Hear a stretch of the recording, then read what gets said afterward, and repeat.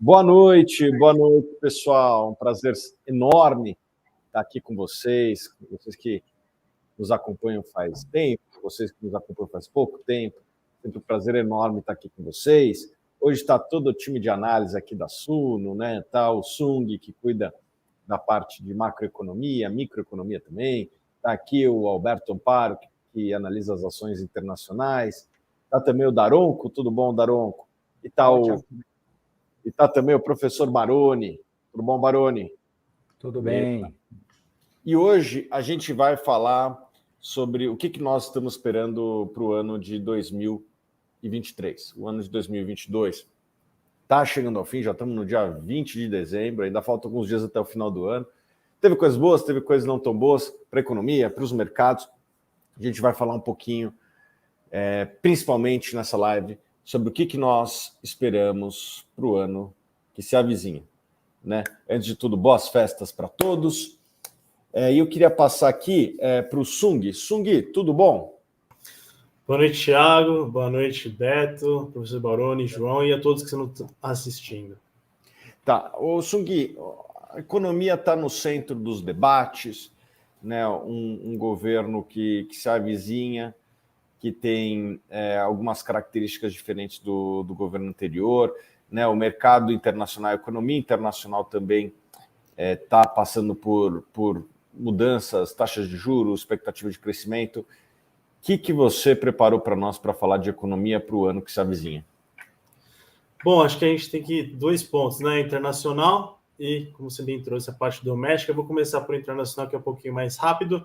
Basicamente, eu olho para três grandes blocos, Estados Unidos, Europa e China, e a gente vê no mundo ainda a inflação sendo um dos principais fatores que tem gerado um pouco de pessimismo no mercado, principalmente inflação relacionada à energia, um pouquinho aí de serviços também tá no jogo, mas o principal movimento dos bancos centrais é a subida de juros. E aí acho que a principal pergunta que a gente faz para 2023 é até onde esses juros vai subir. A gente já imaginava nos Estados Unidos um juros de 3%, 3,4%, 3,5%. Hoje a gente já se fala 5%. Então a gente está aqui com uma expectativa que os juros continuem subindo lá nos Estados Unidos, um pouquinho um ritmo mais moderado do que as relações anteriores, mas de novo os juros nos Estados Unidos vai lá até a gente ver uma inflação um pouquinho mais controlada. Na Europa, basicamente, a gente vai ver os juros subindo até um pouco mais forte, eu acho, que em relação aos Estados Unidos, porque lá eles sofrem muito mais forte em relação à guerra que se estende aí ao longo de 2022. Então a gente vai ter ainda o inverno chegando, daqui aos próximos meses, vai ter um pouquinho de pressão sobre demanda aí energética de gás, principalmente, então pode afetar. E por fim, na parte internacional, a gente vê a China, que está aí desacelerando, se a gente pegar os últimos índices de atividade, indústria e varejo, dá sinais aí de perda de ritmo, dificilmente vão conseguir crescer a 5,5%, que é a meta estipulada, mas a flexibilização da política de Covid, até vídeos que circularam no Twitter aí de protestos, que aí a população pediu, isso pode favorecer a atividade chinesa em 2023. Mas, a princípio, a gente viu uma recessão pela frente. Acredito que Estados Unidos, China devem sair primeiro de uma crise, aí, um controle melhor dos preços, e Europa deve sofrer um pouquinho. E eu vou passar para a parte doméstica. Isso. Bom, rapidamente, eu acho que a gente já tem... Ninguém gosta de incertezas, e o que a gente está mais vendo é certezas agora. A gente viu uma PEC de transição ali de 200 bi, 175, agora fala de 145, para acomodar algumas promessas de campanha. Tem aí umas questões extras que podem de 23, mas eu vou entrar em detalhes. Mas aí hoje a gente está vendo uma PEC que pode ser de 1 ano, que trouxe até boas notícias, um suspiro para o mercado hoje. O câmbio foi para 5,20, a bolsa subiu. Mas, de novo, ninguém gosta de incertezas. Eu acho que a principal questão que a gente tem que ficar de olho vai ser o risco fiscal, que é uma coisa que a gente fala bastante aqui, com o governo quer gastar mais, mas ele não está falando de onde vai tirar esse dinheiro. Eu acho que isso é um ponto importante. E se as expectativas piorarem, se o cenário se deteriorar, a gente pode ver, infelizmente, uma retomada dos juros, uma alta. O Banco Central tem uma autonomia, ele não sofre mais de interferências políticas como no passado, e aí nosso cenário base não é esse, a gente viu uma taxa de juros se estendendo por mais tempo ao longo do ano, mas, de novo, a gente tem que estar no radar que se houver uma piora generalizada das expectativas, o Banco Central pode subir juros. E aí a gente tem que ver essa questão principal de como vai se dar isso no ano que vem, que eu acho que vai afetar todos os mercados. O que você está projetando de juros para o final de 2023, Sung? 12%. Entre 11,75% e 12%. E os demais analistas de mercado? Então, por aí, a Fox está 11,75, se eu não me engano, e a gente só vê cortes lá para agosto. A gente tinha uma ideia de cortes no primeiro semestre, mas dada essa toda incerteza fiscal, arcabouço, possível desancoragem das expectativas, a gente já jogou esses cortes para o segundo semestre. E de onde poderia vir esse dinheiro, Sung? Dívida ou aumento de dívida, aumento de carga tributária. Tem a discussão aí forte de como poder financiar isso, dizem tributação de dividendos, mas eu recomendo um artigo do Marcos Lisboa, que se eu não me engano foi para o Estadão ou Folha, que fala que não é suficiente todas essas discussões aí sobre carga tributária, a gente vai ter que pensar realmente de onde tirar esse dinheiro. Tá certo. Tem alguma notícia boa? A boa eu considero o Bernardo Api como para trocar a reforma da Previdência, até também aí fica a sugestão de uma entrevista no Nexo. Desculpa, do tributário. Tributário, desculpa. De reforma tributária, ele que vai tocar, é um dos caras com bastante respaldo no mercado, na academia. A PEC, ele obriga o governo a dar uma proposta até 31 de agosto para uma nova âncora fiscal, e ele conduzir isso, acho que é importante. Fica a recomendação aí para entrevista no Nexo Jornal, que ele dá aí quais são as boas práticas internacionais para uma boa reforma tributária, que eu acho que é um sinal bom diante dessa toda turbulência. Beleza, eu estou vendo que tem várias perguntas aqui, a gente vai responder boa parte delas no final, vamos tentar responder o máximo possível aí, tá? Alberto, o que você preparou para a gente aí de ações internacionais? Foi um mercado americano, vinha em anos e anos de alta, teve uma queda, recuperou, né? Deu uma recuperada aí. O que você preparou para a gente?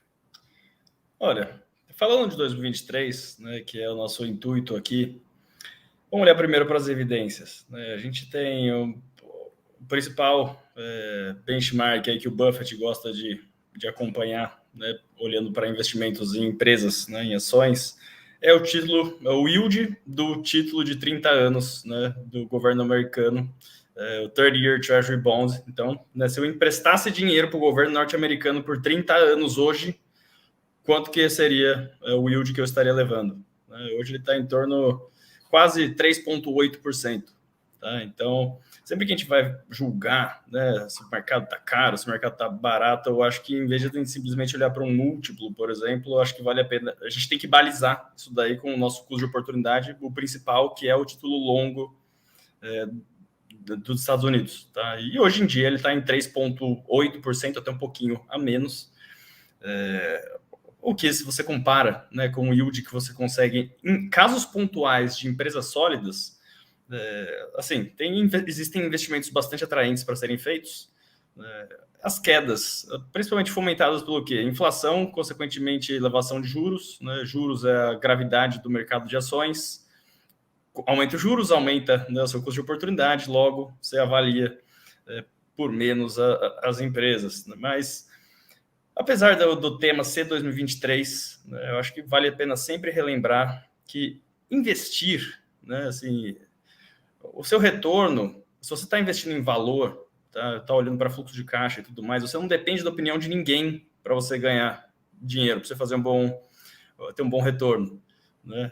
Do mesmo jeito que, sei lá, se uma pessoa às vezes compra um restaurante, ela não está pensando em vender o restaurante para terceiro, para ter um retorno. Né? Ela está pensando em coletar os fluxos de lucro, né? O lucro ao longo do tempo desse restaurante para o bolso dela. Né? Então, se a gente, para investidores de longo prazo, né, por exemplo, será que eu compro o Google hoje? Será que o Google é um bom investimento? Né? O que é no cerne? É a pergunta que a gente tem que se fazer, né, quando a gente, por exemplo, julga se o Google é um bom investimento. Né? Vamos falar que o Google vale hoje $1 trilhão.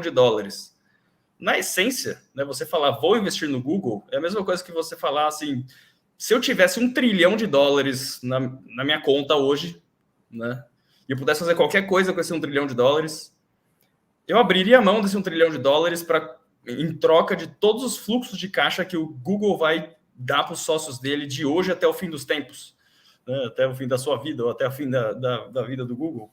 Né? E assim, perceba que os casos de sucesso, né? Pensa o Walmart, fez IPO em 1971. Passou por vários anos, caiu 50% várias vezes, juros subiu, juros caiu, teve inflação, não teve inflação, teve crise, teve de tudo, né? Só que é algo que todo ano, né, produzia, gerava caixa no mundo real, abria mais unidades, crescia. Então, quem comprou e segurou, multiplicou o capital por 20 mil. Né? Você comprasse 10 anos depois do IPO e ainda segurasse, faria um retorno mais de 20% ao ano. Então, acho que o ponto que eu quero chegar é assim, não acho que o mercado está barato, não acho que o mercado americano também está caro, tá? Comparando com os juros do yield do título de 30 anos. Mas existem oportunidades pontuais de empresas sólidas e, independentemente se o mercado subir ou cair ano que vem, né, o nosso retorno, né, ele não depende de você vender. Você comprou uma empresa, né, que tem mais valor do que preço inferior ao valor que você pagou, você não depende da opinião de ninguém para ter seu retorno. Né? Investir como um empreendedor que comprou uma fazenda, não pensando se vai chover daqui a 6 meses, mas sim pensando que é um bom investimento para 10, 20 anos. Então, seguimos com essa mentalidade e existem oportunidades hoje no mercado. Eu acho que quais oportunidades você acha que... Onde que você vê mais oportunidade, Alberto? Olha, o mercado que eu gasto mais tempo olhando, e até por ser o mais facilmente acessado e com um número gigantesco de empresas, é o americano. Então, assim, tem um bolsão assim, de empresas que aparentam estar bem atraentes, assim, que acho que dá para falar com alto nível de confiança, que vão dar um retorno, por exemplo, mais atraente que você comprar título público. Mas vejo também países emergentes como... apesar que deu uma retornada, né? A China tem muita coisa que ninguém quer olhar, apesar que tem alguns casos que vale a pena nem olhar mesmo, de algumas empresas lá. A Argentina ainda tem coisas baratas, né? Como vocês sabem, a gente tem tese de Argentina há algum tempo, mas acho que olhando para os Estados Unidos, né? Você tem mais de 3 mil ativos lá, dá para você estudar a vida inteira e você não vai conseguir assim, realmente entender, nem, sei lá, entender um décimo é muito. Então, acho que no mercado americano, acho que já está suficiente para coisa, apesar de ter oportunidades pontuais em outras geografias. Beleza. E, Alberto, tem muita gente que quer saber de REITs. Os REITs caíram esse ano forte nos Estados Unidos, mas tem coisa boa ou vai tudo sofrer muito com o aumento de juros? Acho que tem até umas perguntinhas que a gente selecionou. Por sinal, pessoal, vale a pena mencionar que essas perguntas foram enviadas por vocês, tá? A gente pegou um apanhado. Vou falar um pouquinho de REITs aí que o Thiago falou, depois até tem uma pergunta ali, depois eu incremento a resposta. Bom, o que aconteceu nos Estados Unidos? Acho que uma coisa que vale a pena falar, em 2020, 2021, por exemplo, né, a mortgage rate, né, a hipoteca, quando era os juros médio para você comprar um imóvel com dívida, era em torno de 2%. Né? Esse ano, o que aconteceu? A gente tem hipoteca, não sei de cabeça agora quanto está hoje, 6%, 7%, taxa média. O mercado está bem desaquecido, imobiliário, enfim. Né? E também a gente tem esse período inflacionário, o que traz alguma coisa. Tem alguns REITs lá, por exemplo, a gente saiu de uma posição de REIT da carteira, porque alguns REITs eles têm os escalators, né, eu não sei como fala em português, mas o reajuste do aluguel deles era uma taxa absoluta e não atrelada à inflação, por exemplo. Né? Então, se um REIT tem um reajuste de 2% anual e a inflação fica por um tempo 5%, está tendo, né, um reajuste real negativo. Em alguns casos são assim. Enfim, olhando para o mercado de REIT, uma coisa que eu gosto de relembrar sempre, né, eu acho que até foi um erro da minha parte, durante muito tempo, ter falado que os REITs eles são os fundos imobiliários norte-americanos, porque apesar deles terem grande semelhança, né, e estarem no mercado imobiliário, assim como os FIIs, né, o REIT tem que ter, a principal atividade dele tem que ser remunerado com ligação no setor imobiliário, é muito mais semelhante a uma stock, né, uma ação de uma empresa, do que a proposta de um fundo imobiliário no Brasil. Professor, se discordar depois, por favor, faça seus adendos. Por exemplo, quais são as diferenças? Né? vamos começar pelas semelhanças. Ambos são imobiliários, tá? O REIT lá fora, para começar, ele tem que distribuir 90% do lucro tributável como dividendo, enquanto aqui no Brasil 95% do lucro líquido, correto? Na prática, isso significa que o REIT... Tem muito REIT que não paga tudo como dividendo que ele gera. Tem muito REIT que reinveste na operação, tá? Enquanto o fundo imobiliário ele é muito mais travado e obrigado a te distribuir o capital. Segundo ponto, lá nos Estados Unidos, né, dividendo de REIT é taxado, né? Você tem um imposto de 30%, enquanto aqui no Brasil você tem a isenção. Então, isso daí já é uma... Assim, eu sendo sócio de um REIT, se eu acho que ele está barato, eu prefiro que ele recompre a ação do que ele me pague dividendo, né? O que também já assemelha ainda mais da estoque, né? Por quê? Porque recompra de ação não tem esse imposto direto. E terceiro, a estrutura de um REIT não é a estrutura de um fundo, né? É a estrutura de uma empresa. O REIT pode pegar dívida, né? Sendo que um fundo imobiliário não pode, acho que pode o quê? Securitizar fluxo, se quiser levantar capital, mas dívida que nem um REIT ele não pode. Enfim, e o REIT você tem que comparar ele com uma ação, uma estoque normal, né? Então, o REIT ele não é uma classe de ativo extremamente especial que, por ser um REIT, ele vai dar um retorno adicional, né? Então, assim, existem oportunidades nos REITs, né? Mas eu enxergo mais oportunidades em ações de empresas. Lá, o cardápio de REITs lá também não é tão vasto como de empresas. Acho que tem 170, 180 REITs listados na New York Stock Exchange. Que o mercado é muito grande porque tem uns REITs gigantescos. Mas eu vejo mais oportunidades em ações, né, stocks, do que em REITs atualmente. Apesar de bastante gente cobrar a gente por REIT, mas eu gosto de dar esse panorama para... Enfim, você concorda, professor? O que você acha dessa...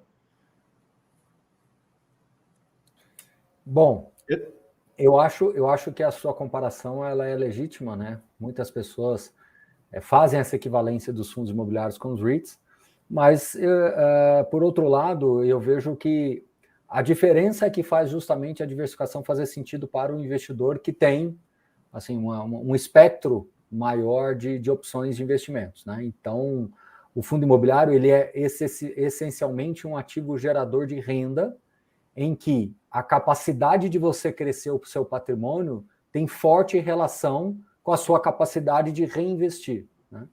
E os fundos imobiliários estão num ciclo muito, mas presta bem atenção, esse muito eu estou sendo eloquente e enfático aqui, muito diferente dos REITs. Os REITs começaram na década de 60, né? Eles ganham muito mais relevância aí no final dos anos 80, 90, no início dos anos 90, e tem uma curva de maturidade muito mais abrangente. Os fundos imobiliários, apesar deles terem 30 anos no Brasil, nós tínhamos 80, 90 mil investidores há 5 anos atrás, né? Nós tínhamos fundos que hoje são fundos de 4,5 bilhões de reais, que sequer dá $1 bilhão, que há 5 anos atrás era um patrimônio de 300 milhões de reais. Então, os fundos imobiliários eles começam a ganhar alguma relevância a partir de 2017/18. A carteira, quando você pega uma carteira assim, vamos falar assim, um pouco mais popular, se é que eu posso usar esse termo, o ano médio de vida de nascimento desses fundos é 2018, 2017, final de 17, começo de 2018. E, veja, nós tivemos aquele apogeu lá em 2019, depois a gente veio a pandemia e uma série de outras questões que não vamos entrar aqui agora nesse momento. Mas, então, assim, dentro de um ciclo muito pequenininho, de 5 anos, nós tivemos aí uma série de questões internas e externas que ainda assim dificultaram o crescimento da nossa indústria de fundos imobiliários, que salta de 80 a 90 mil investidores há 5 anos atrás para 2 milhões. E, então, assim, a quantidade de propriedades imobiliárias que ainda nem está chegando, agora que está perto de 1.000 propriedades imobiliárias dentro dos fundos, é muito distante daquilo que são os REITs, né? Então, tem REITs, que um REIT ele é maior praticamente do que o mercado todo nosso aqui. Então, eu acho que esse é um outro ponto também que as pessoas insistem em comparar, mas é como se você estivesse comparando uma criança de 5, 6, 7 anos que tem uma intimidade com a bola, com um jogador no estágio de maturidade aí, disputando a Copa do Mundo. Acho que a gente sabe que tem potencial, mas ainda está distante. O Brasil ainda precisa modernizar, flexibilizar algumas questões que envolvem os fundos imobiliários, mas ainda é um produto ainda muito jovem. Então, eu concordo com a sua cooperação e eu estou só aqui adicionando pontos, tá? E para concluir essa questão, muito menos ainda comparar com as empresas, né? Eu acho que aí sim perde total sentido, porque as empresas têm uma estrutura de capital diferente, têm um modelo de crescimento diferente, são ativos diferentes. E aqui eu quero jogar um tempero e uma provocação para todo mundo, que aconteceu nesse último evento, FIA Experience, que aconteceu, desculpe, eu não sei se foi final de setembro ou começo de outubro, em São Paulo, em que nós tivemos a participação de 2 gestores de fundos de shopping center e, por uma coincidência muito legal, fizeram a pergunta para um gestor num dia e fizeram a mesma pergunta para outro gestor e eles responderam a mesma coisa em dias diferentes, em situações diferentes. A pergunta foi: por que que as empresas imobiliárias possuem portfólios melhores do que os fundos imobiliários?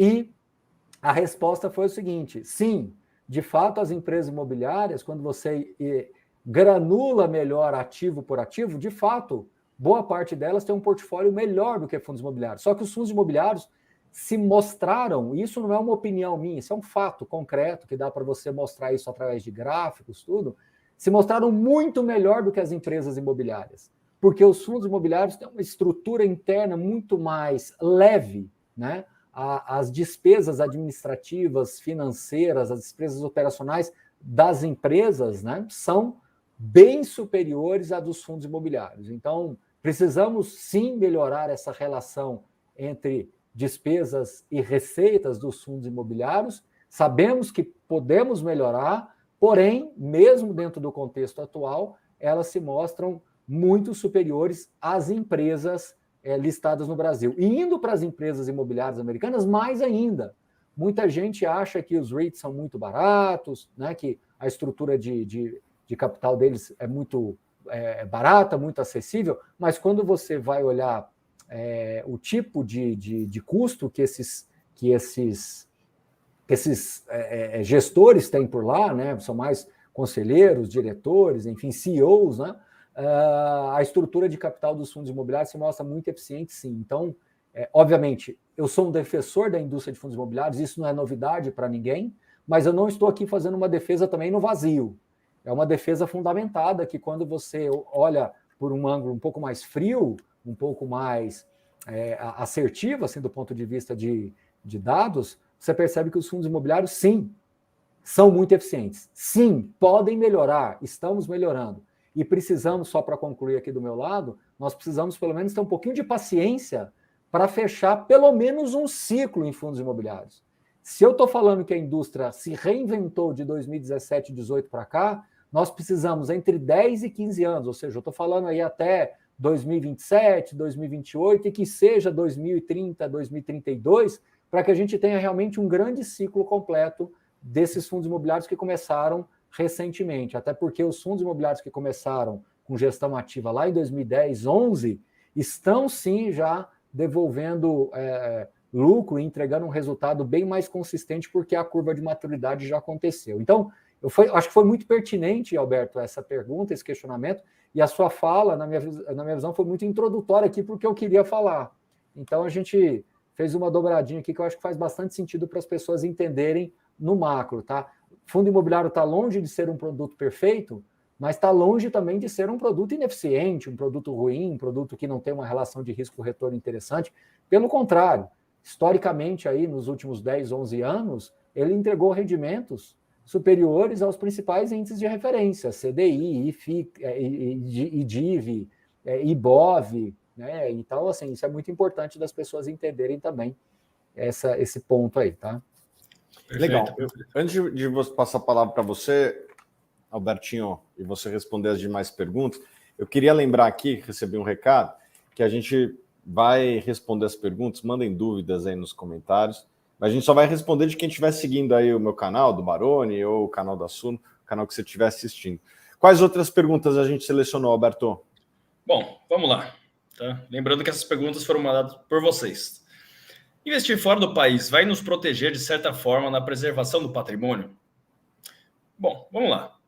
A verdade é que, assim, você não precisa investir fora do Brasil para proteger seu patrimônio, mas você olhar para investimentos fora do país aumenta a sua probabilidade de preservação de patrimônio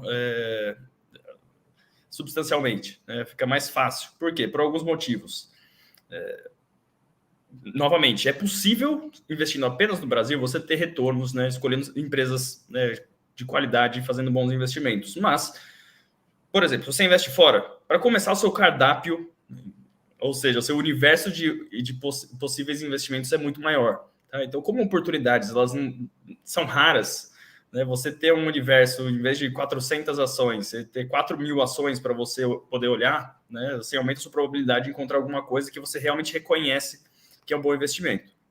Outro ponto, você investindo em empresas fora do país, melhor, empresas que geram receita e lucro em moedas que não são real, você está blindando o seu patrimônio, né? Você está tendo parcela do seu patrimônio que gera caixa em moeda estrangeira. Tá? E aqui no Brasil a gente tem, por exemplo, custos e despesas, que às vezes a gente não percebe, mas eles são dolarizados, por exemplo, sei lá, remédio, commodity, até Netflix em certo ponto. Né? Então você tem essa proteção. Outro ponto, você vai ter setores e empresas assim com qualidade que você não encontra no Brasil. Então, empresas globais, né? Você olha para uma Apple, por exemplo, ela é sediada nos Estados Unidos e a cotação está em dólar, mas na prática ela você está exposto a várias moedas, porque ela vende iPhone na China em renminbi, vende iPhone na Europa em euro, né? Enfim. E você encontra empresas com vantagens competitivas, né? Com ROIC, por exemplo, rentabilidade sobre o capital investido, né? Empresas de extrema qualidade que nem sempre você encontra no Brasil. E outro ponto é que você tem mais flexibilidade no seu portfólio, né? Às vezes algum país está passando por uma crise e aparecem super oportunidades, ou às vezes ele está o nível do mercado está mais bem precificado e você tem mais flexibilidade podendo olhar para investimentos dentro ou fora, não está sujeito apenas a um país. Então, acho que protege sim nesses pontos, apesar de não ser a única forma de você se proteger. Eu acho que vale muito a pena, é fácil investir no exterior e a gente conhece muitas, apesar de parecer o desconhecido, né? A gente tem um medo do desconhecido. Tem muita empresa lá fora que o brasileiro médio consegue entender muito melhor do modelo de negócio do que a empresa aqui dentro, né? Compara, sei lá, Coca-Cola e McDonald's com VEG e IRB, por exemplo. Eu acredito que, na média, as pessoas consigam entender melhor de Coca-Cola e McDonald's. Próxima pergunta. Quais são bons ETFs? Beto, eu posso só fazer um adendo dessa discussão macro que a gente está tendo? A ideia de diversificar e proteger, como você bem trouxe, em relação a riscos que o país pode passar. E o Brasil não é diferente, né? Então a gente tem muitos riscos, muitos problemas domésticos e às vezes ter ativos lá fora pode contrabalancear uma perda que foi um fator aqui dentro, não tem nada a ver com lá externo, e a empresa pode estar super bem lá e a sua carteira, de certa forma, fica um pouquinho mais equilibrada. Ótimo ponto. Né? Países emergentes eles passam por crises hiperinflacionárias, né? Claro que tem empresas que até conseguem se proteger disso, mas olha, sei lá, Argentina hoje, Turquia, Brasil na época do Collor, então é um excelente ponto. Próxima pergunta. Quais são bons ETFs americanos para investir pensando a longo prazo? Bom, para começar, SP500, tá? Algum ETF que seja atrelado ao SP500. O SP500 é o índice das 500 maiores empresas dos Estados Unidos. Tá? Então, esse daí, acho que é um ETF extremamente sólido, diversificado em vários pontos da economia. Enfim, é um retorno na média, que é uma média superior à maior parte dos profissionais. Então, SP500, acho que é interessante. Deixa eu pensar outro. Por exemplo, um de small caps também, SLYV, o ticker, né? Acho que é o small caps 600. Então, para você também se expor a empresas com menor capitalização de mercado nos Estados Unidos.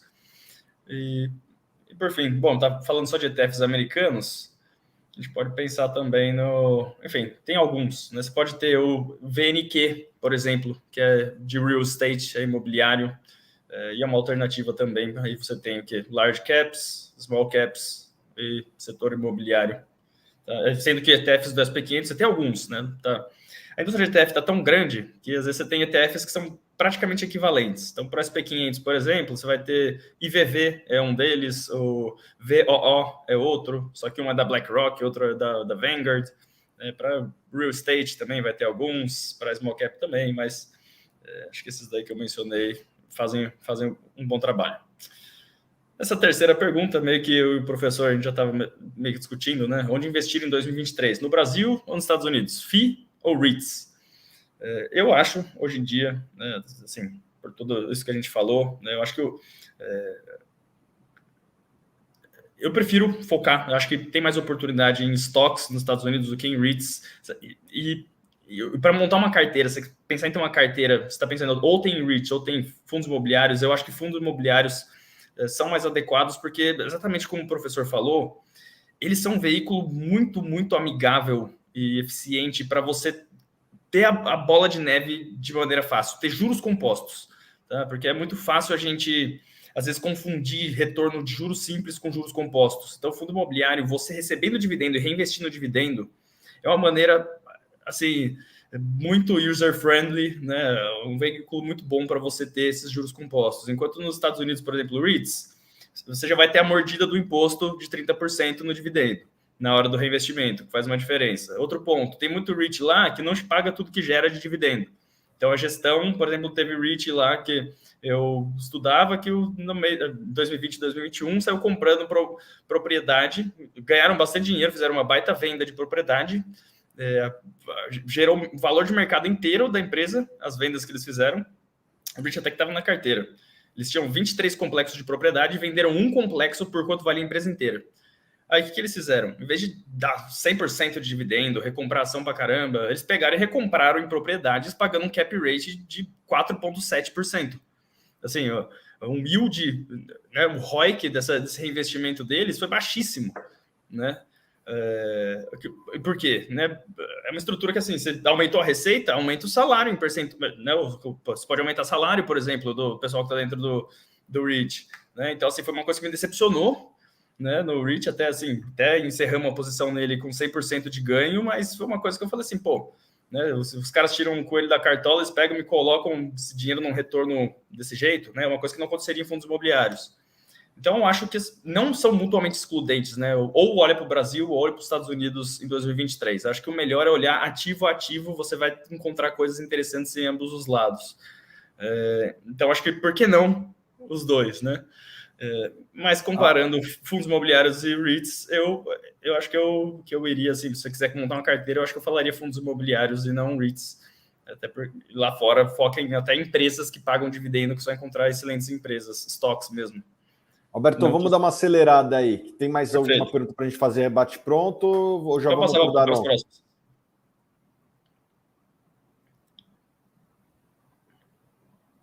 Vamos lá, Daronco. Bom, tem mais duas perguntas, né? Acho que essa daí é até a mesma pergunta. Entra no REIT. Acho que já está basicamente respondida. Né? Tá falando de REIT com setor distinto. Acho que eu e o professor, a gente já discutiu isso daí. E por fim, essa última. É recomendado investir em ativos no exterior quando ainda não se tem uma base sólida de investimentos no Brasil? O ideal seria ir crescendo os investimentos enquanto você iguala entre esses dois mercados? Acho que você não precisa igualar. Né? O que você está comprando são empresas.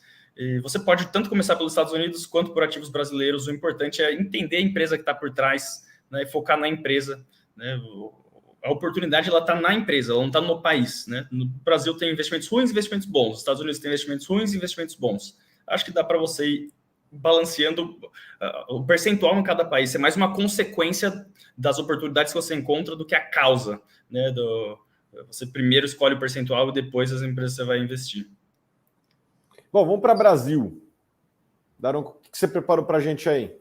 Ótimo. Acho que queria só trazer uma retrospectiva de como foi o Ibovespa esse ano. No fim do dia, a gente saiu da mesma forma que entrou, basicamente, no 0 a 0, tá? E ao longo desse ano, teve muita turbulência, né? Muito alto e baixo, como vocês podem ver. Tá? A gente teve guerra entre a Ucrânia e a Rússia, que impactou diretamente setores em que o Brasil é muito forte, seja em commodities agrícolas, por exemplo, que impactou o preço de fertilizantes, etc., seja em óleo e gás, também impactou positivamente o preço do Brent, e aí fez com que, vocês estão falando bastante sobre estatal, fez com que a Petrobras tivesse um ano recorde de resultados, né?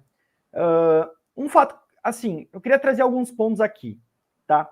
O primeiro é a questão de que o aumento da taxa de juros no Brasil, o aumento da renda fixa, da atratividade da renda fixa, funciona da mesma forma que o Beto falou para o internacional, tá? Existe o aumento do custo de oportunidade, e esse aumento do custo de oportunidade faz com que os valuations fiquem jogados para o chão, basicamente, né? A gente tem uma compressão muito grande de múltiplo, isso tira as pessoas da bolsa, né? Até eu estava dando uma olhada antes, que quando a gente pega o fluxo de pessoas investindo em renda variável no Brasil, institucional e pessoa física diminuiu muito esse fluxo. O pessoal tirou dinheiro da bolsa, né? E o que segurou a bolsa nos patamares que a gente tem desde o início do ano foi basicamente investidor estrangeiro. E aí eu queria contar e trazer essa história para vocês pelo seguinte motivo. Investidor estrangeiro, eles dão preferência à liquidez. Porque quando eles querem sair, eles precisam sair, eles têm que sair muito rápido, tá? Ou seja, eles compram as grandes empresas brasileiras em geral. E as grandes empresas brasileiras estão expostas no Ibovespa, tá? Vale, Petrobras, entre outros, os grandes bancos, né? É um índice ligado à liquidez. E o que isso significa? Significa que, ao meu ver, a gente tem uma discrepância muito grande entre o que aconteceu com o Ibovespa e o que aconteceu com a cotação das empresas ou da grande parte das empresas.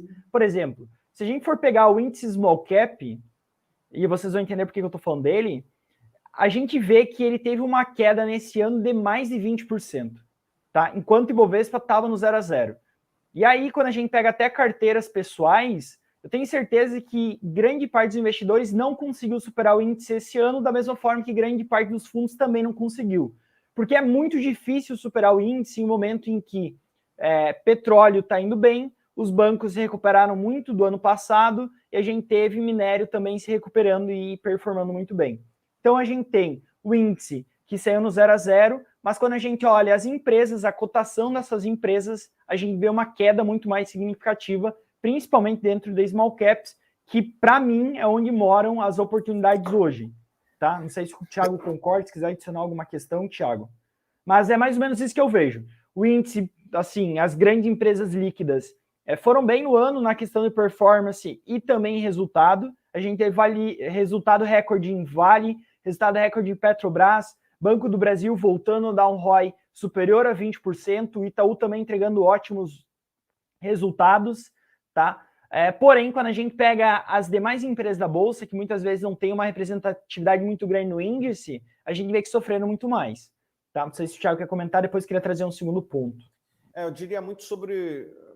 Acho que esse ano foi um ano que é muito importante separar o desempenho econômico das empresas do desempenho acionário das empresas, né? Foi um ano que o desempenho econômico foi bom, foi muito bom, né? A maior parte das empresas apresentando resultados recordes, né? As empresas de commodity, boa parte delas com resultados recordes ou muito próximo de recorde, né? Vale, Petrobras, com ótimos resultados, os bancos, resultados fenomenais. Então, os resultados das empresas não foram ruins. O que teve foi uma separação muito grande do resultado econômico das empresas do desempenho acionário, né? Que de ponta a ponta até não parece que ficou no 0 a 0, mas na verdade teve aí as grandes empresas brasileiras liderando ganhos e as empresas menores caindo. Mas isso não significa que muitas das empresas menores não têm desempenho econômico favorável nas suas atividades. Então eu hoje gosto muito de small caps, é uma das minhas categorias preferidas, né? Quem me acompanha sabe que eu tenho uma carteira diversificada, gosto de investir em vários segmentos, várias geografias, e dos segmentos que eu invisto, eu vejo vários deles muito baratos, mas a minha preferência são as small caps. Eu concordo plenamente. E até esse ponto que o Thiago trouxe da diferença entre a performance real no mundo real das ações e no mercado financeiro traz oportunidade, tá? Então, até essa mensagem que eu queria deixar, eu vejo que 2022 foi um ano muito positivo para grande parte das empresas, porém, quando a gente olha a cotação delas, isso não se reflete. E é normal isso acontecer, tá? É um ano. O mercado acionário, o resultado de um ano do mercado acionário não tem nada a ver com o resultado que vocês vão ter no longo prazo ou o resultado das empresas. Ele é muito mais ditado por expectativa, notícia, do que realmente pelos fundamentos. E aí, depois da eleição, teve a questão da eleição aqui no Brasil, que mudou bastante toda a dinâmica, e não só a dinâmica, mas toda a questão da narrativa. A gente pode ter aí um 2023 com uma elevação na taxa de juros ou manutenção por um tempo maior. Isso acaba por impactar negativamente as empresas, porque a gente tem um aumento das despesas, uma diminuição do consumo, que pode fazer com que algumas empresas sofram um pouco mais. Por conta disso, a gente tem aqui uma priorização, a gente tem uma escolha, levamos em consideração alguns pontos. Tá? Gostamos mais de empresas que têm uma baixa alavancagem financeira e que tenham vantagens competitivas que permitam que essas empresas consigam repassar aumentos da inflação, caso a gente tenha, tá? Pricing power. Então é mais ou menos essa nossa visão aqui no Brasil. Basicamente foi um ano em que as empresas, grande parte delas, as que estão na carteira, foram muito bem, porém a cotação não refletiu isso, ou seja, a gente tem uma oportunidade aí, tá? E lembrar a todos que muitas pessoas devem ter começado a investir esse ano, tá? Não se preocupem com a rentabilidade de um ano, tá? Um ano não significa muita coisa para vocês, né? Busquem entender como as empresas estão e como elas estão frente ao que eram no mesmo período passado. Elas estão melhor, pior, como é que está funcionando essa dinâmica? Foquem nas empresas, que é elas que vão trazer o retorno para vocês, tá? É mais ou menos essa a minha ideia. Beleza, João, muito obrigado. Vamos encerrar aqui com chave de ouro os comentários. Ô, Baroni, não tem espaço para você aqui? O pessoal não separou? Acho que tem aqui fundo imobiliário, sim. Vai chegar lá.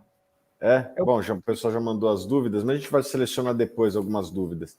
Vamos lá, bota aí, fundo imobiliário, Baroni, o que temos para falar de fundo imobiliário, como é que foi esse ano e o que espera aí os fundos imobiliários para 2023? Bom, acho que tem um gráfico aí também, Thiago, é mais ou menos o que aconteceu com o Ibov. Nós ficamos no 0 a 0, né? Em outras palavras, o que a gente pode analisar é que foi um investimento ruim, porque os juros estão em 3,75, não é? Pois bem, mas vamos deixar uma provocação aqui. O pessoal que já acompanha meu trabalho aqui sabe que a gente gosta de trazer alguns ângulos para as pessoas refletirem, enfim. Olha, quando nós estávamos no final do ano passado, ou seja, 2021, a taxa Selic subiu de 7,75 para 9,25 em dezembro do ano passado. Nós estamos em dezembro de 2022. Em um ano, a Selic aumentou em quase 50%. Eu estou arredondando um pouquinho para cima, dá 47, 48, mas vamos colocar 50%. A Selic subiu 50%. Então, cá entre nós, se você tem uma estrutura de fundos imobiliários, uma carteira de fundos imobiliários bem estruturada, você possivelmente está um pouquinho aí acima do IFIX. Mas mesmo que a sua carteira fosse a média, fosse o IFIX, num cenário de juros aumentando 50% e os fundos imobiliários fazendo com que os seus rendimentos compensem a queda, porque o IFIX no 0 a 0, o que isso quer dizer para as pessoas que nos acompanham? Aquilo que você recebeu de rendimento praticamente foi anulado pela oscilação das cotas. Eu, particularmente, enxergo isso como resiliência. Porque num cenário tão adverso como a gente viveu em 2022, com um cenário macro, tanto local quanto externo, horroroso, feio, mas muito feio, o fundo imobiliário terminar no 0 a 0, quem tem uma carteira um pouquinho mais sofisticada aí, talvez com um pouquinho de valorização, eu acho que isso denota resiliência. As pessoas se esquecem que em 2019 o fundo imobiliário teve um crescimento de mais de 30%. Muito bem, muita gente está perguntando, tá, mas e como é que vai ser 2023? Afinal de contas, esse é o objetivo da nossa live. Pois bem, o Sung disse que nós temos um viés de baixa de juros, né? Nós podemos ter os primeiros meses do governo mal ou ruim, mas pelo menos tirando um pouco dessas incertezas que pairam no mercado. E o mercado não gosta de incerteza. A partir do momento que você começa a tatear melhor o que vai acontecer, você pode recolocar nos trilhos a trajetória de juros, que mesmo que demore um pouquinho mais para cair, que mesmo que demore um pouquinho mais para voltar para os patamares de um dígito, né, ou seja, abaixo de 10%, mas pelo menos não vai subir 50%. Pelo menos não vai subir de 14, aí eu estou arredondando para cima, para 21, né? Ou seja, eu acho que esse é o ponto mais importante que nós temos que olhar. E se isso realmente acontecer, o prognóstico que eu vejo para fundo imobiliário, por esse ângulo, é muito positivo. Por um outro ângulo, e agora, como é curioso, né? A fala do Sung, como é curioso nos fundos imobiliários. O Sung comemorando, ou pelo menos trazendo como positiva, a presença do Bernard Ape na reforma tributária. Para o mundo dos fundos imobiliários, isso já é um ponto de atenção, porque o Bernard Ape, ele declaradamente fala sobre fim de isenções. E ele declaradamente toca que os fundos imobiliários têm seus benefícios, etc. Bom, aqui há um campo de discussão muito grande, e eu estou falando sobre esse assunto porque foi bastante questionado aqui no nosso chat. Eu vou dizer o seguinte, tá? O Bernard Ape, ele, enfim, é um estudioso. Quem sou eu para falar que ele está errado? Mas, por outro lado, quando a gente vai avaliar o contexto atual dos fundos imobiliários, quando a gente avalia a conexão que os fundos imobiliários têm com os FIAGROS, a conexão que o mundo do agronegócio tem com o imobiliário do ponto de vista de mola propulsora de crescimento do país, por mais que ele tenha esse pensamento, por mais que ideologicamente ele vá por esse caminho, e tudo bem, a gente tem que respeitá-lo, eu não acredito que isso vá na onda que o Brasil precisa para crescer, em que nós precisamos claramente de capital privado. Claramente, você vai precisar da desintermediação bancária para conseguir entregar algum resultado positivo de crescimento. Então, imagino que, mesmo sendo a convicção dele, me parece que, na prática, a convicção dele não necessariamente vai acontecer.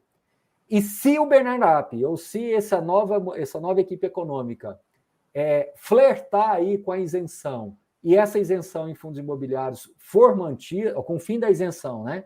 E a isenção for mantida com esta equipe econômica, eu acho que a gente vai ter um golaço para 2023.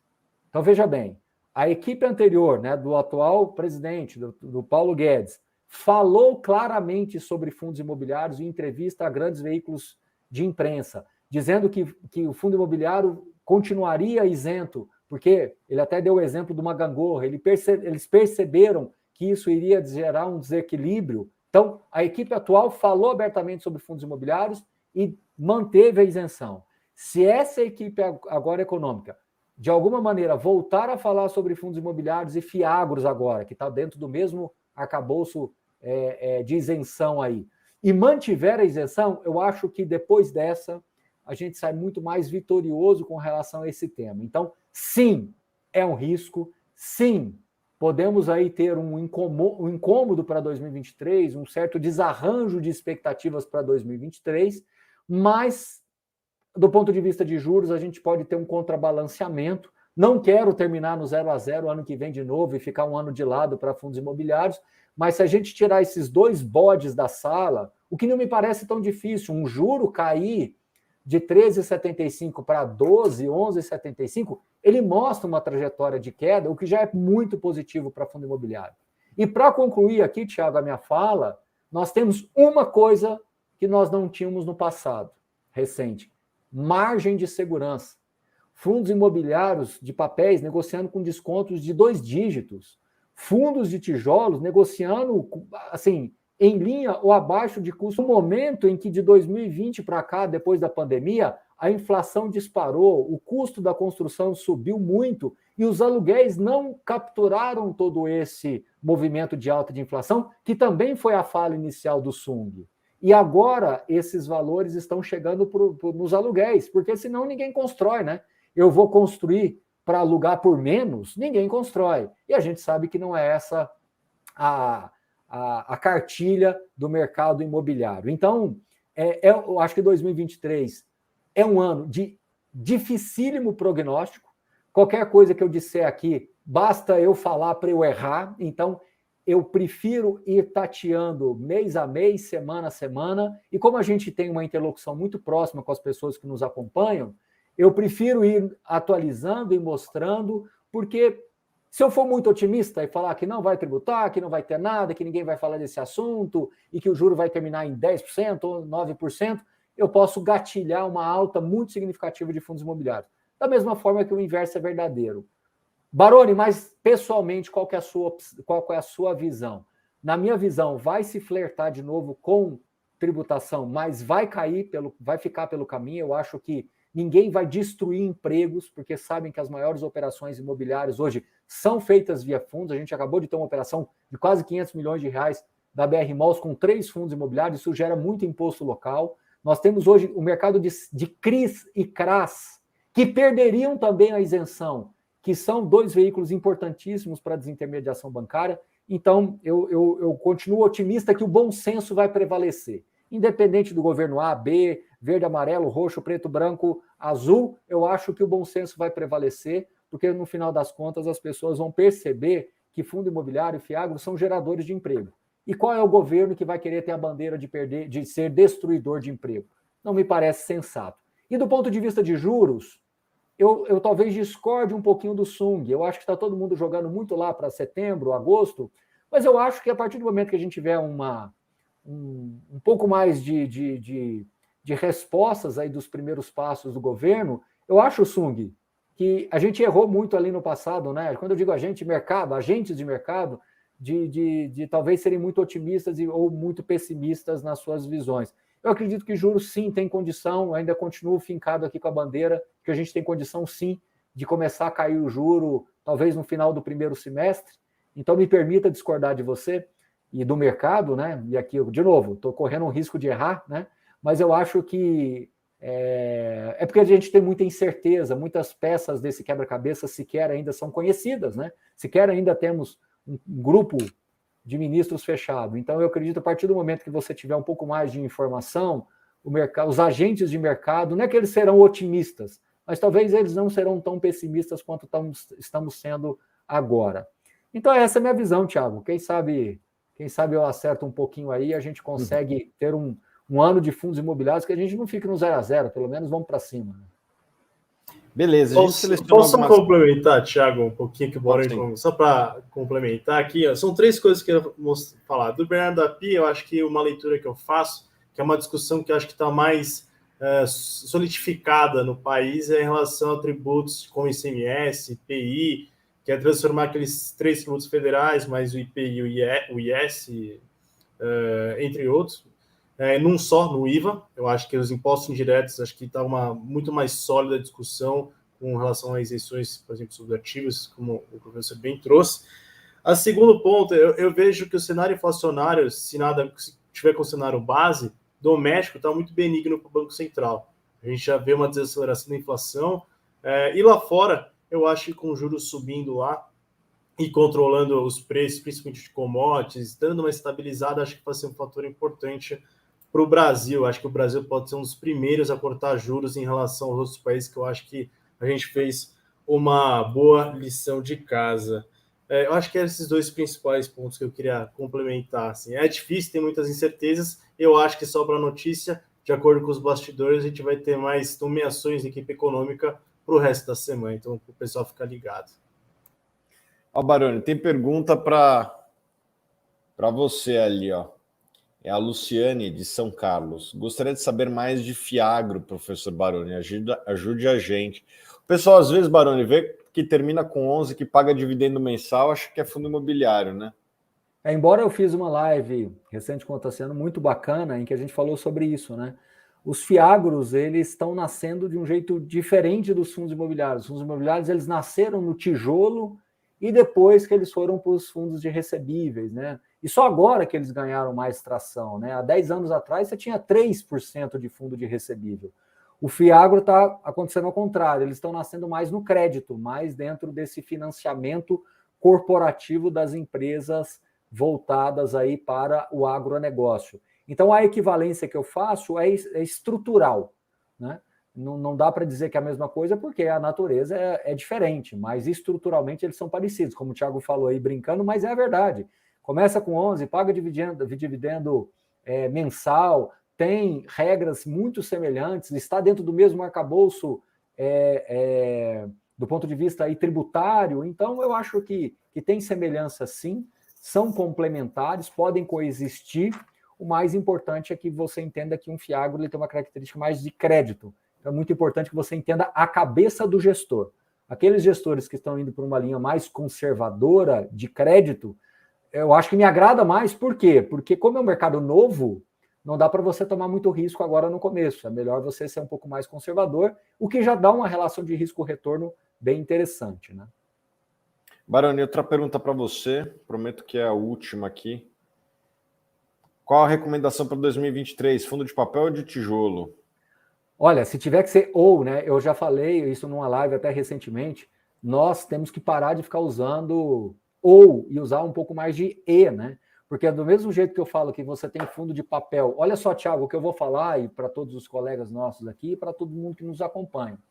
Alguns gestores começaram a publicar umas tabelas de sensibilidade. E essa tabela de sensibilidade está revelando coisas, assim, nunca antes vista nesse mundo de fundos imobiliários de papéis.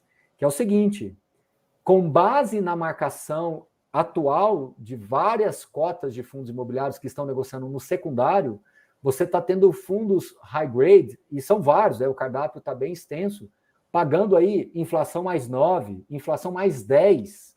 Aí, Thiago, vamos lá, você vai entender muito claramente o que eu vou dizer aqui, o Thiago e todos os nossos colegas, mas às vezes as pessoas que nos acompanham aqui têm um pouco de dificuldade de acompanhar essa leitura, mas eu prometo ser o mais didático possível.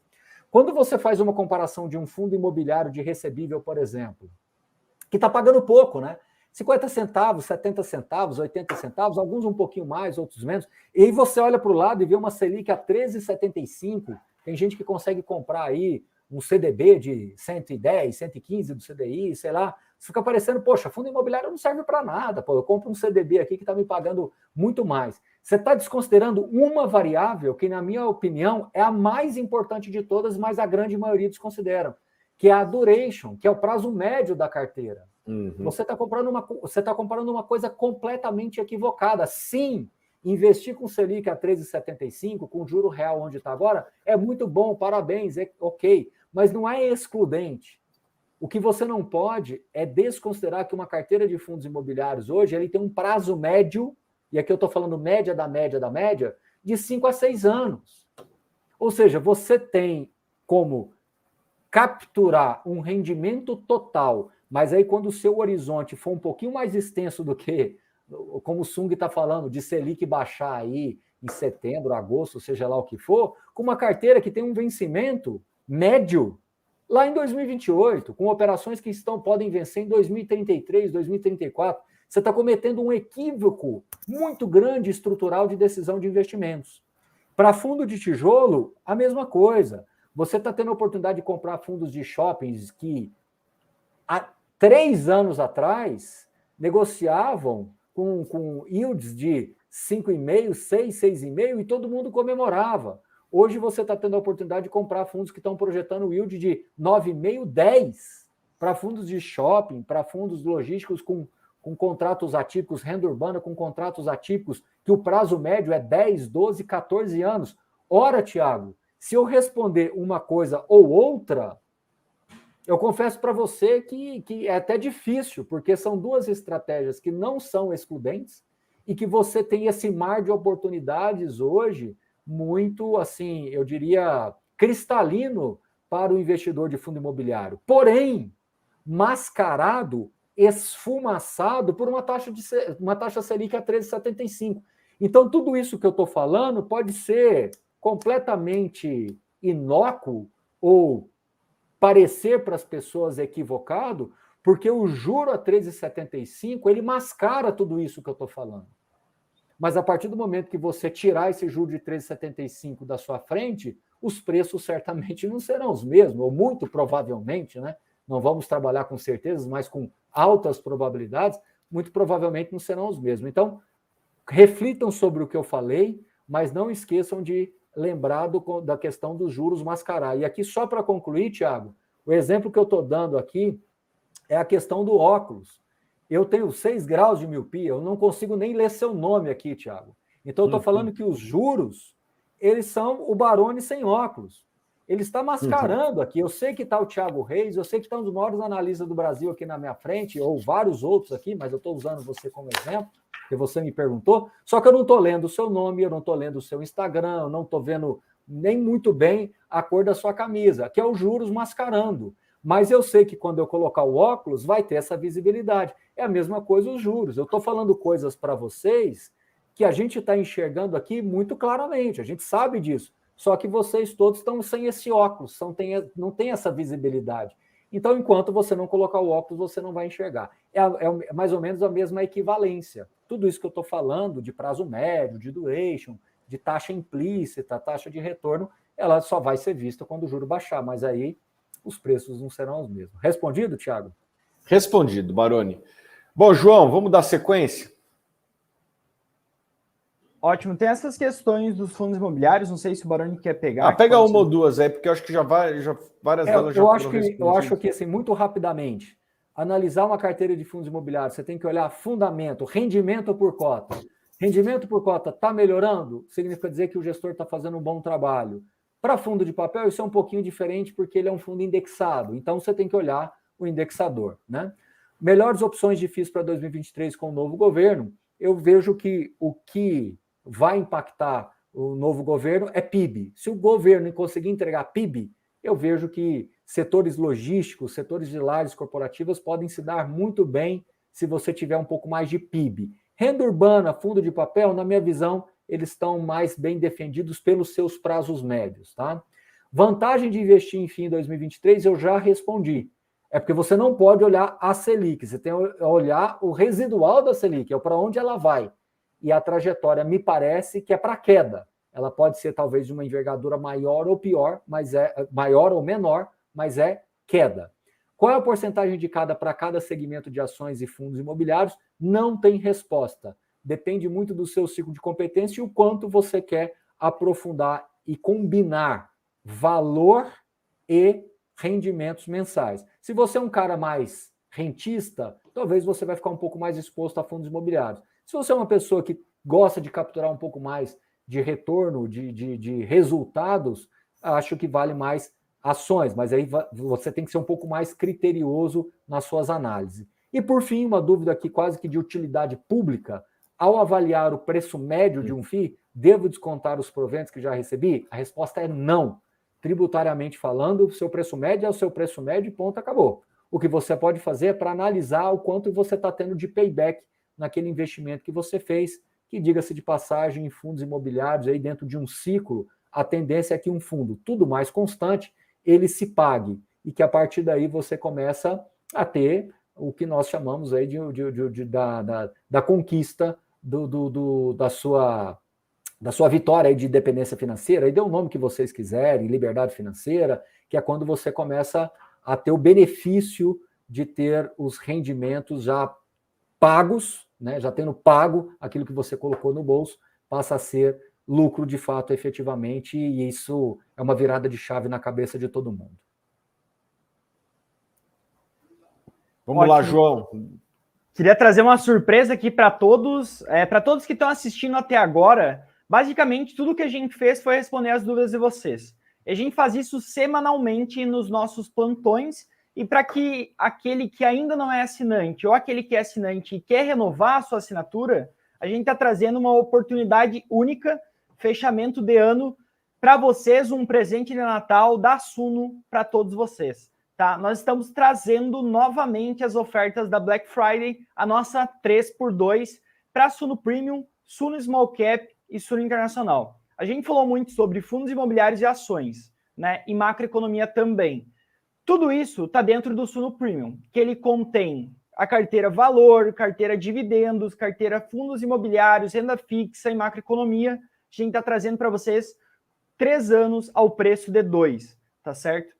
E é uma oportunidade única, como eu falei para vocês. A gente só abre essa oferta na Black Friday. Então, para quem não aproveitar dessa vez, só em novembro do ano que vem, talvez novembro do ano que vem, tá? A gente recomenda bastante que vocês utilizem elas, principalmente dado o mercado. O Baroni falou que tem muito fundo com desconto, né? Eu também trouxe que tem muita ação com desconto. O Beto também falou que tem muita oportunidade para vocês aproveitarem essas oportunidades. Nada melhor do que essa oferta 3x2. A gente também está trazendo Suno Small Cap, que contém tudo que tem no Suno Premium, mais a carteira Small Cap, que para mim e para o Thiago, como a gente mencionou, é onde está as oportunidades hoje no Brasil, e também o Suno Internacional. A gente tem todas as carteiras que estão dentro do Suno Premium, mais a carteira internacional do Alberto Amparo, tá? Para investir e diversificar seus investimentos nos Estados Unidos, China, Europa, Argentina, entre outros países. Além disso, nós estamos trazendo também a nossa oferta da Suno Black com 15% de desconto. A Suno Black basicamente é a nossa carteira ou nossa assinatura, nosso plano com maior grau de cobertura. Então você leva fundos imobiliários, ações de dividendos, ações de valorização, small caps, internacional, entre outros, com 15% de desconto, mais 3 meses grátis. Então é um ano de Suno Black com 15% de desconto, mais 3 meses grátis. Além disso, você também possui o direito de fazer uma consultoria individual e personalizada com um consultor de 2 horas da Suno, alinhado com a nossa filosofia, para trazer todos esses objetivos e fazer que faça sentido a sua carteira com esses seus objetivos, tá?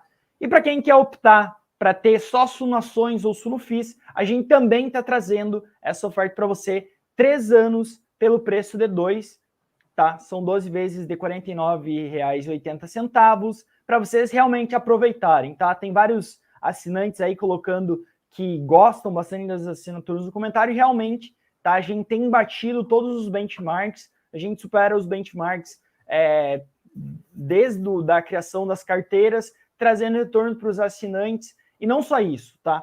Trazendo segurança. O que a gente falou aqui hoje, o Baroni, o Thiago, o Beto, a gente faz semanalmente com os nossos assinantes, tá? A gente tem essas lives que elas são muito mais profundas e muito mais livres para falar sobre ações, quais tickers a gente recomenda, quais fundos imobiliários a gente está recomendando, e trazer transparência para vocês e segurança. Só para pontuar isso, para vocês terem uma ideia, a gente fez uma live dessas, porém, a gente fez antes para os assinantes. A gente fez segunda-feira uma live aberta para todos os assinantes para falar sobre ações. O que a gente está recomendando, quais são as principais oportunidades para 2023. Então, vai lá, corre, aproveita que ela está gravada para quem aproveitar ela, para quem adquirir essa oportunidade, vai conseguir assistir essas lives passadas também, tá? Então a gente tem relatórios que são fáceis, tem acesso ao aplicativo, plantões e dúvidas com os principais analistas do Brasil e muito mais, né? Carteiras recomendadas que superam o benchmark, como mencionei para vocês,